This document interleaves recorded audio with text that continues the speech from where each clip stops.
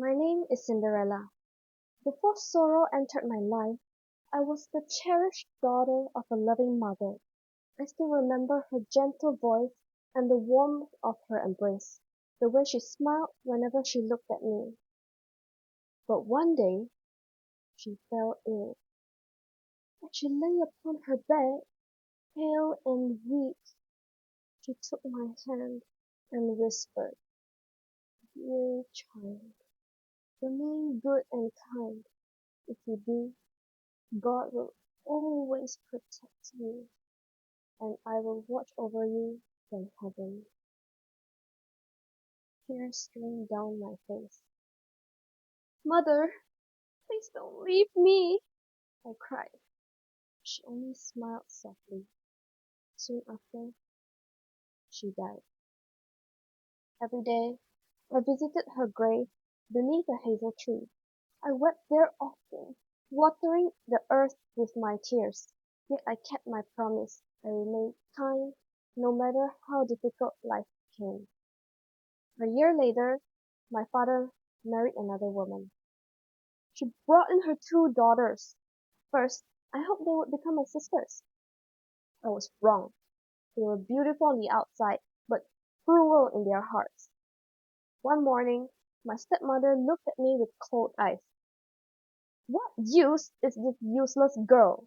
she said. One of my stepsisters laughed. "She looks more like a servant than a daughter." The other added, "If she wants to eat, she should work." And so my suffering began. My fine clothes were taken away, and I was given a rough gray dress and wooden shoes. I cooked, I cleaned, I carried water, I scrubbed floors, I rose before dawn and worked until day and night. Because I often sat among the ashes near their fireplace, they began calling me Cinderella.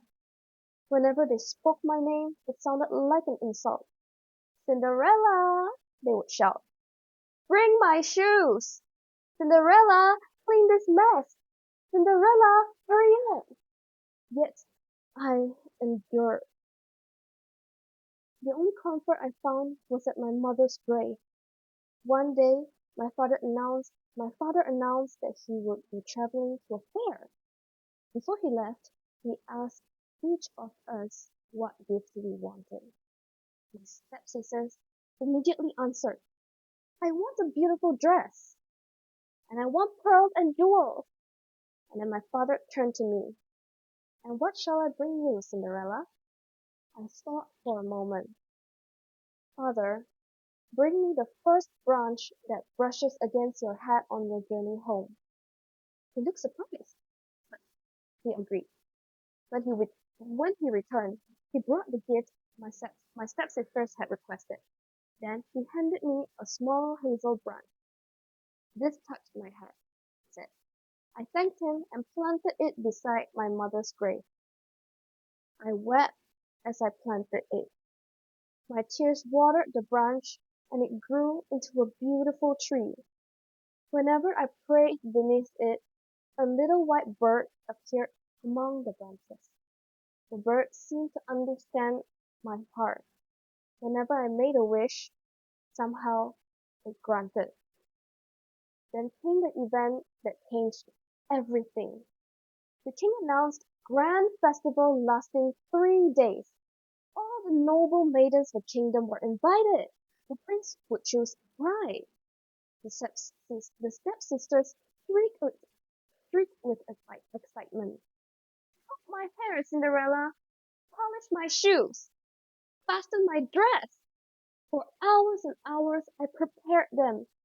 As they admired themselves in the mirror, I gathered my courage. "Stepmother," I said quietly, "may I attend the festival too?" He laughed. "You?" My stepsisters burst into laughter. The eldest sneered. "Huh, but you scared the prince away." But I pleaded. I said, "Please, mother, please, please let me go." My stepmother poured a bowl of lentils into the ashes. If you can pick every lentil from the ashes within 2 hours, you may go." The moment she left, I ran to the garden and cried, "Gentle birds, please come help me. The good ones in the bowl must be, the bad ones you may eat." At once, birds flew from every direction. Together they sorted out every lentil. When my stepmother returned, the task was complete. But she only shook her head. "No, you have no dress and no manners." And then we left for the festival with my stepsister. I stood alone. The house felt empty. My heart broke. Slowly, I walked to my mother's grave. I knelt beneath the hazel tree. "Mother," I whispered, "if you can hear me, please help me." A white bird fluttered down. A moment later, a magnificent dress appeared before me, woven with silver and gold.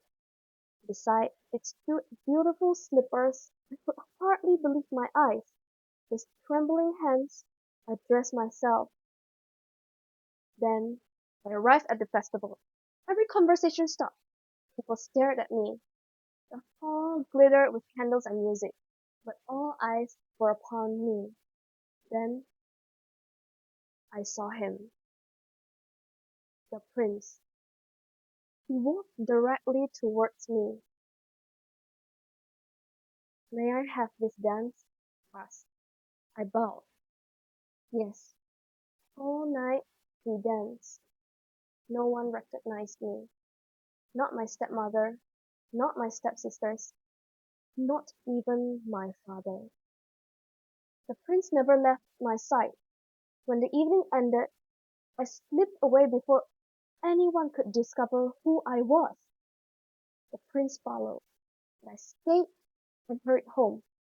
There I changed back into my rag clothes. The next day I attended the festival again. This time the white bird gave me an even more splendid gown. The prince greeted me immediately. "You have returned," he smiled, "and you remembered me." How could I forget? Again we danced until the late into night. When the clock strikes 12, again I escaped. By the third evening I wore a dress so radiant it seemed like it was made from sunlight itself. The prince's eyes widened when he saw me. "You are the most extraordinary woman I have ever met." My cheeks flushed. For a moment I almost told him my secret, but fear stopped me. What if he learned who I truly was? What if he only saw me as a servant girl? The night ended. I fled once more. This time, however, the prince had prepared a trap. He ordered the staircase to be clothed with pitch. As I hurried down the stairs, one of my golden slippers stuck fast. As I escaped, the slipper remained behind. And in the morning, the prince declared, "The maiden whose foot fits the slipper shall become my bride." He traveled throughout the kingdom carrying the slipper. Last, he arrived at my home. The stepsisters rushed for it eagerly. The eldest tried on first, but her foot was too large. My stepmother whispered urgently, "To your toe, up your toe. Once you're queen, you will never need to walk." The older sister obeyed, and the slipper fit, or so it seemed. The prince placed her upon his horse and rode away. But as they passed my mother's grave, the white bird sang, look again, blood is in the shoe. The true bride waits for you." The prince looks down. Blood flowed from the slipper. Horrified, he turned back, and the second sister tried the slipper again, but her heel was too large. Again, my stepmother urged her to cut part of her foot away, and again the prince was deceived. Again, The birds revealed the truth.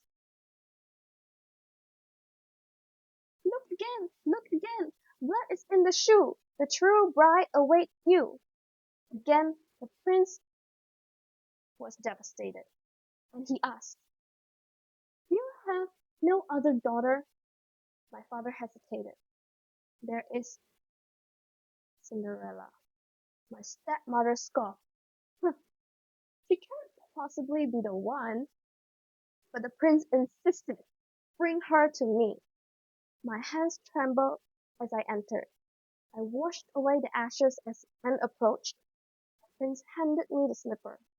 I slipped my foot inside. Perfect. Then I reached into my pocket and produced the matching slipper. The prince stared. Recognition dawned in his eyes. "It was you!" I smiled. "Yes."